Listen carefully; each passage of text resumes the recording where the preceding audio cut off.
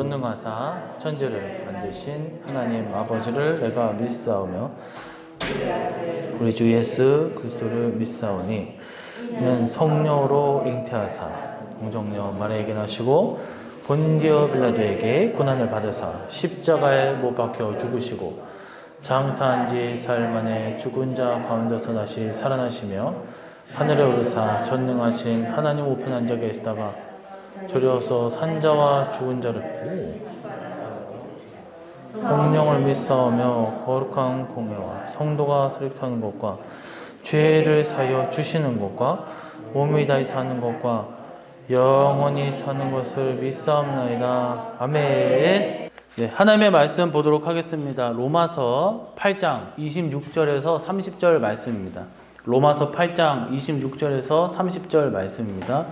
이와 같이 성령도 우리의 연약함을 도우시나니 우리는 마땅히 기도할 바를 알지 못하나 오직 성령이 말할 수 없는 탄식으로 우리를 위하여 친히 간구하시느니라.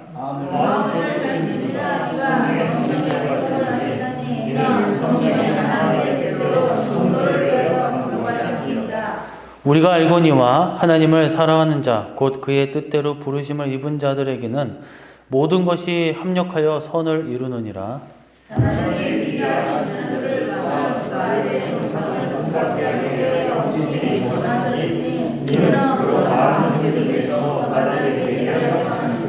(30절) 또 미리 정하신 그들을 또한 부르시고 부르신 그들을 또한 의롭게 하시고 의롭다 하신 그들을 또한 영화롭게 하셨느니라. 아멘. 할렐루야. 오늘도 하나님의 은혜가 가득하기를 간절히 소망합니다. 오늘은 로마서 8장 26절로 30절 말씀 중심으로 이 하나님께서 행하시는 일들이라는 제목으로 하나님의 말씀을 전하도록 하겠습니다. 우리가 읽은 로마서라는 성경은 이 기독교 교리를 철저하게 정리해 주는 성경이다라고 할 수가 있습니다. 이 사람의 범죄와 그리고 타락상 그리고 그로 인해 주어진 율법 그리고 율법을 넘어서 온전한 구원을 주시는 그 예수님, 그 복음, 구원 성도의 성화에 이르는 모든 내용을 체계적으로 정리해서 이 로마 교회 성도들을 가르친 내용이 바로 로마서다라고 할 수가 있습니다. 그래서 오늘 본문 내용인 로마서 8장은 이렇게 구원받은 성도의 축복을 다루고 있는데 이 성도의 영광이 무엇이며 구원받은 성도들의 그 확신이 무엇인지를 분명하게 선포하고 있다는 거죠. 그래서 이 가운데 본문 내용은 하나님께서 성도들을 위해서 행하시는 일이 무엇인가, 성도라고 칭하는 그 사람에게 하나님이 주시는 일들, 하나님이 행하시는 일들이 무엇인가, 그래서 하나님께서 행하시는 일들이란 제목으로 우리가 하나하나 말씀을 나눌 때에 큰 깨달음과 은혜가 넘치시기를 간절히 소망합니다. 첫 번째로 하나님께서 행하시는 일들 중에 첫 번째는 성령님은 우리 연약함을 도와주신다라고 했습니다. 26절에 보니까 이와 같이 성령도 우리의 연약함을 도우시나니 라고 했습니다.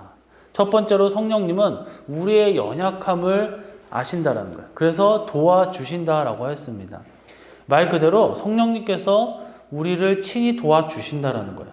앞서 말씀드린 대로 로마서 8장은 구원 이후에 하나님께서 성도를 위해 행하시는 일들, 그러니까 하나님께서 성도를 위하여 무슨 일을 하시고 어떤 은혜를 베푸시는지를 기록하였다라고 했습니다.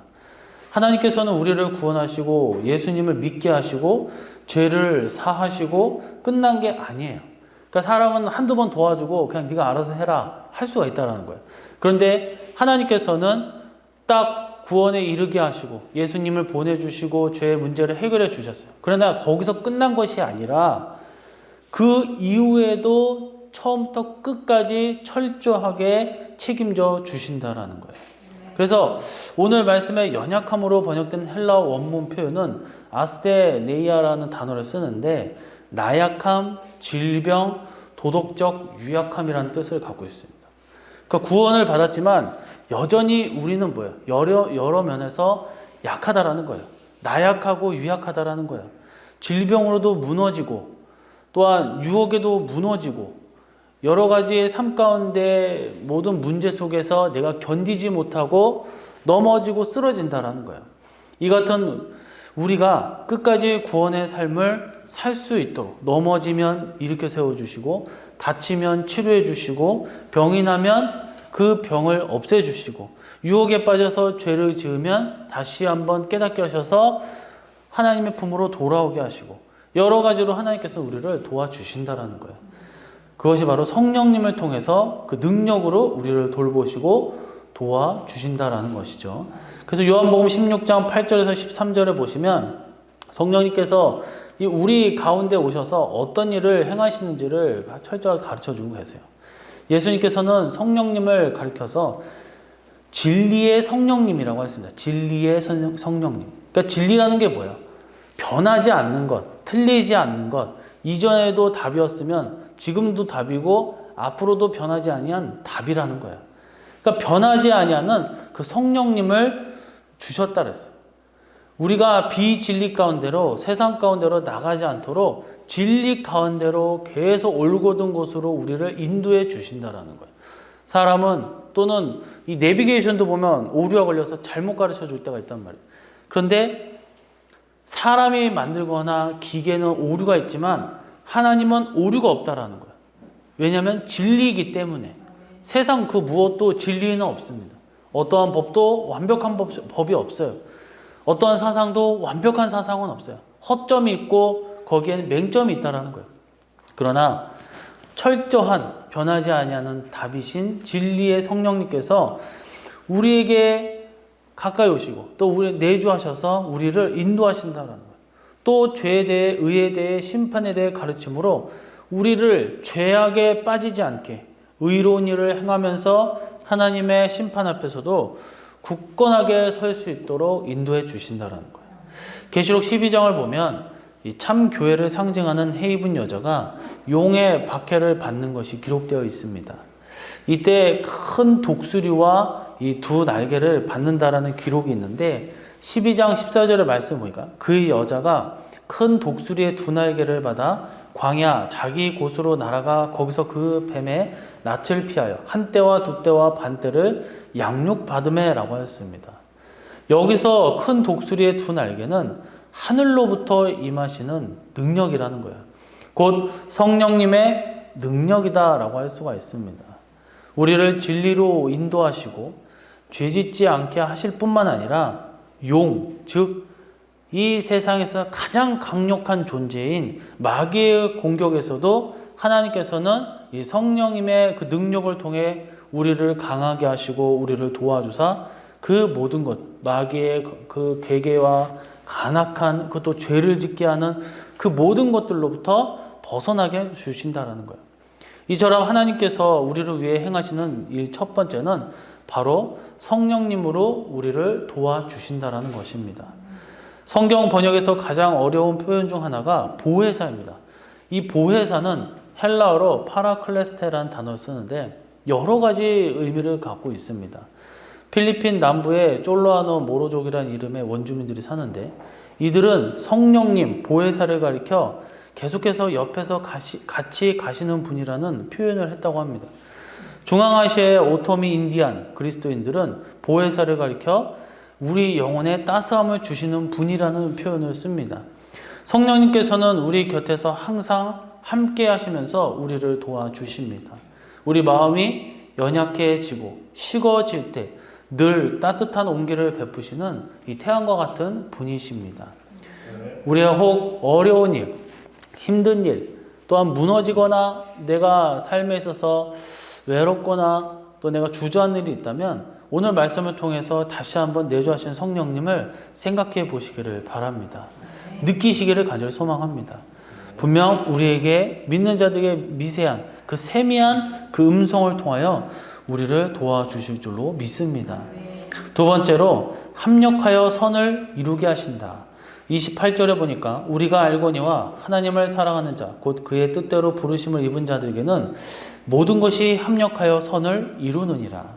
하나님께서 성도를 위해 행하시는 일은 첫 번째로 성령님으로부터 우리의 연약함을 채워주시고 도와주신다 했습니다. 말 그대로 성령님이 우리를 도와주신다는 거죠.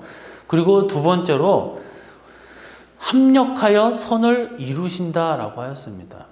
말 그대로 모든 일을 협력하고 또 그 가운데 서로 합신할 그 결과가 있어야 될 거 아니에요. 사람이 어떤 일을 할 때 비전을 품고 회사에서 어떤 사업을 하면 결과가 있어야 돼요. 좋은 결과가 나오기를 바란다는 거예요. 그것이 바로 수익이 나는 거고 이득이 돼야 된다라는 거예요. 그런데 오늘 말씀을 보니까 합력하여 선을 이룬다 그랬어요. 합력을 해서 왜 합력하느냐? 왜 우리가 하나가 되느냐? 이유는 선한 열매를 맺기 위함이다라는 거예요. 흔한 말로 뒤로 넘어져도 코가 깨진다라는 말이 있어요. 그러니까 재수가 없다라는 거죠. 어떤 일을 해도 잘 풀리지 않는다라는 거예요. 사실 이 성도들이 그와 같습니다. 믿음으로 살고 만유해 주신 하나님을 모셨으면 일이 잘 풀려야 하는데 믿음으로 살고 이렇게 살고 저렇게 살고 진리를 따라 사는데도 고난이 끝도 없이 나타나는 거예요. 계속적으로 나를 따라온다라는 거예요. 하지만 우리가 기억해야 될 것이 있습니다. 하나님께서는 그 모든 것을 통해서 우리를 연단하시고 우리 가운데 분명하게 합력하여 선을 이루신다라는 것이죠. 하나님께서 세상을 창조하실 때 보시기에 좋았더라라고 고백하셨어요. 말씀을 그렇게 하셨다라는 거예요. 여기서 좋았더라라는 말은 선하다라는 의미예요. 그러니까 합력하여 선을 이루니까 하나님께서 창조 당시에 선한 것을 만드셨듯이 우리 성도들의 인생을 통해서 복된 결과, 이 선한 결과, 은혜로운 결과를 만들어 내신다라는 거예요. 여기서 합력하여로 번역된 헬라어 원문표는 시네르게오라는 단어를 쓰는데 이 단어는 동역자가 되다, 그리고 협력하다, 함께 일하다라는 의미가 담겨져 있습니다. 그러니까 우리에게 주어지는 모든 일들이 우리를 도와주는 동역자가 된다라는 거예요. 그래서 우리에게 협력해주고 우리와 함께 일을 해주어서 그 모든 것들이 좋은 결과 그리고 특별한 성과를 이루게 한다라는 거예요. 그러니까 하나님께서는 성도들을 위해서 이처럼 합력하여 선을 이루는 결과를 이루어 주십니다. 성경에서 반복적으로 등장하는 이 핵심적인 스토리 중에 하나가 바로 역전의 드라마예요. 사실 성경 대부분의 내용들이 하나의 연결된 그런 레파토리처럼 나타나 있는데 그것은 바로 믿음의 사람들이 처음에 연약한 거예요. 강하지 않아요. 어떻게 보면 멸망할 것 같아요. 무너지고 억울하고 또 아픔을 겪고 그 모든 것이 다 안쓰러워요. 하지만 계속적으로 시간이 지나서 그 믿음의 여정 가운데 한 계단 한 계단 밟고 올라갈 때 결과는 뭐예요? 선한 열매, 선한 결과를 이루어낸다라는 것입니다. 요셉을 한번 볼까요? 요셉은 17세 나이에 종으로 애굽 땅에 팔려 나갔습니다. 얼마나 비참합니까? 얼마나 안타깝고 억울하겠습니까? 하지만 최후에 그는 애굽과 주변 나라들 만민의 구원자가 되었다라는 거예요. 또 다윗은 어땠습니까? 다윗은 골리앗과 결전 이후 이스라엘을 구원하는 위대한 용사가 되었어요. 하지만 그 일 후에 사울의 눈밖에 나서 도망자 신세가 되어버리잖아요. 하지만 그 모든 환난과 역경을 이겨낼 때, 통과할 때에 그는 이스라엘 왕들 중 메시아인 예수님을 예표하는 거룩한 성군이 되었다라는 거예요. 우리도 마찬가지입니다. 믿음 이후 여러 가지 환난을 당합니다. 재림 때 성도들은 대환난이라는 위기에 처합니다. 하지만 그 모든 것들을 통과하여 최후의 천년 왕국에 입성하고 왕노릇하는 축복을 누릴 줄로 믿습니다. 그러니 사랑하는 성도 여러분, 합력하여 선을 이루시는 이 하나님의 역사를 바라보시기를 간절히 소망합니다. 이처럼 하나님께서 우리를 위하여 행하시는 두 번째는 바로 합력하여 선을 이루신다라는 것입니다. 세 번째로 하나님께서 행하시는 일 중 그 아들의 형상을 본받도록 하셨다. 29절에 보니까 하나님의 미리 아신 자들로 또한 그 아들의 형상을 본받게 하기 위하여 미리 정하셨으니 이는 그로 많은 형제 중에서 맏아들이 되게 하려 하심이라 라고 하였습니다. 하나님께서 성도를 위해 행하신 첫 번째는 성령님으로 우리의 연약함을 도와주셨다라 했어요. 두 번째로는 합력하여 선을 이루신다라고 했어요. 말 그대로 그 모든 것들을 합력하여 동역하면서 함께 나가서 선한 결과물, 선한 열매를 맺게 하신다라고 했어요. 세 번째로는 그 아들의 형상을 본받게 하신다라고 했습니다. 이는 우리가 결국 예수님을 본받도록 하기 위함이다라는 거예요. 우리가 신앙생활하는 최종 목표, 이 목적지가 무엇입니까? 바로 저 하늘의 도성, 천국에 가는 거예요. 하지만 천국에 간다는 것의 궁극적인 의미가 무엇입니까? 천국은 하나님의 나라입니다. 그 나라의 주인공은 바로 하나님의 자녀들입니다. 하지만 본래 하나님의 아들은 예수님 한 분뿐이었어요. 그러니 우리가 천국에 가려면 예수님을 닮아야 된다는 거예요. 믿음의 본을 보여줘야 된다는 거예요.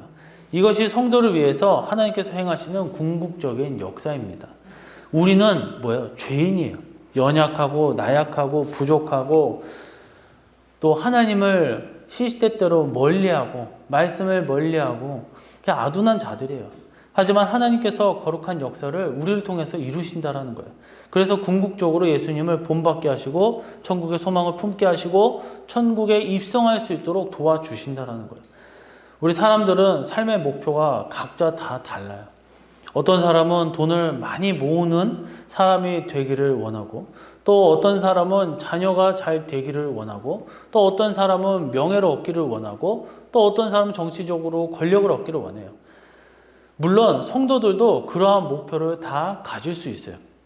하지만 내가 인간적인 세상과 다를 바 없는 목표를 가질 수 있지만 이 삶의 내가 육의 세계에서 살다 보니까 그럴 수밖에 없겠지만 성도의 궁극적인 목표, 내가 갖고 있는 이 인생의 목표보다 더 월등히 뛰어넘는 최우선적 영순위로 둬야 될 그 궁극적인 목적은 바로 예수님을 닮아가는 것입니다.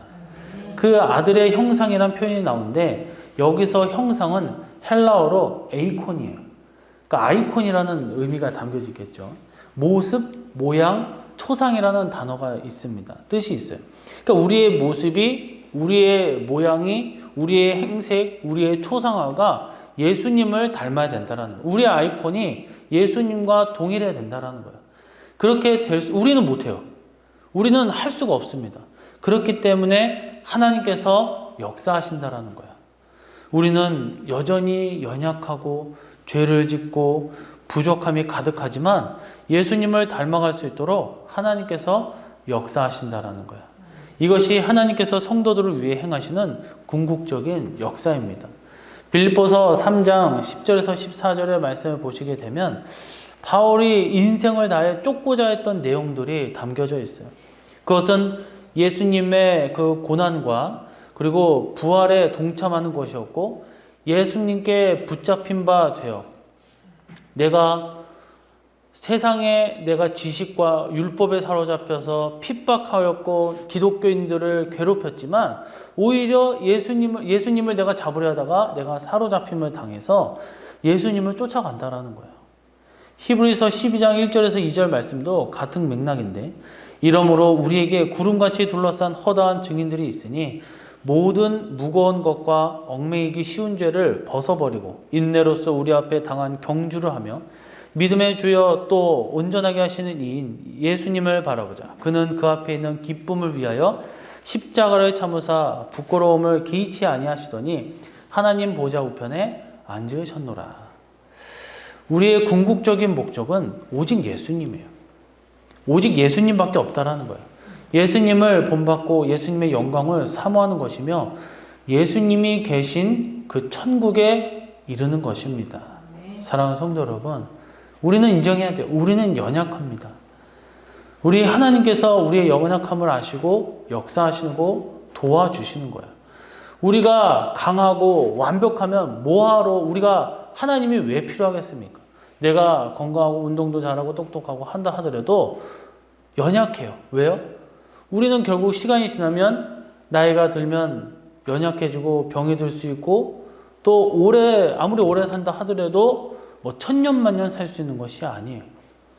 우리는 주님이 필요합니다. 예수님께서 우리를 위해서 함께 하시고 동행하기를 원하시고 우리를 위해 힘쓰심을 믿으시기를 간절히 소망합니다. 이것이 우리를 위해 행하시는 일 마지막 세 번째라는 거예요. 이 나다니엘 호돈이 쓴 책 중에 큰 바위 얼굴이라는 책이 있습니다. 어느 마을 뒷산에 이 사람의 얼굴 모습을 한 큰 바위산이 있어요. 그런데 이 바위산의 모형은 너그러우면서도 진실하고 용감한 그 표정을 지닌 진짜 사람 얼굴과도 같아서 이 마을에는 전설이 있었다는 거예요. 그 바위산의 얼굴 똑같은 닮은 위대한 인물이 이 마을에 나타난다라는 거예요. 그래서 어느 날 이 어네스트라고 불리는 정직한 한 소년이 살고 있었는데 이 소년은 그 전설을 믿고 언제쯤이면 그 전설 속에 그런 큰 바위의 얼굴과 닮은 그런 위대한 인물이 나올 것인가 라고 하면서 쳐다보며 살았다는 거예요. 그러나 아무리 기다려도 그 사람은 나타나지 않았다는 거예요. 세월이 흘러 어네스트도 어른이 되었고 급기야 노인이 되는 그 세월을 보냈습니다. 그러던 어느 날 어네스트는 그 큰 바위산을 뒤로하고 당당히 서서 젊은 사람들에게 여러 이야기를 하고 있었어요.